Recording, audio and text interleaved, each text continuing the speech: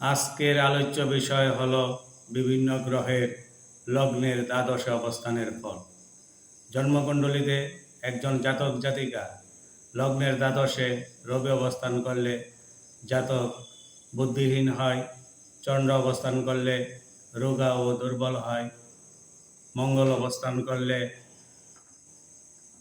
ধন সম্পত্তি থেকে বঞ্চিত হয়, বুধ অবস্থান করলে বিকলাঙ্গ হতে পারে, বৃহস্পতি অবস্থান করলে ধর্ম থেকে বিচ্যুত হতে পারে, শুক্র অবস্থান করলে সুখ শান্তির অভাব লক্ষ্য করা যায়, শনি অবস্থান করলে জাতক নানা রোগে ভোগে, রাহু অবস্থান করলে জাতক বিভিন্ন দুঃখ কষ্ট পায় এবং কেতু অবস্থান করলে জাতকের ব্যয় প্রচুর হয়।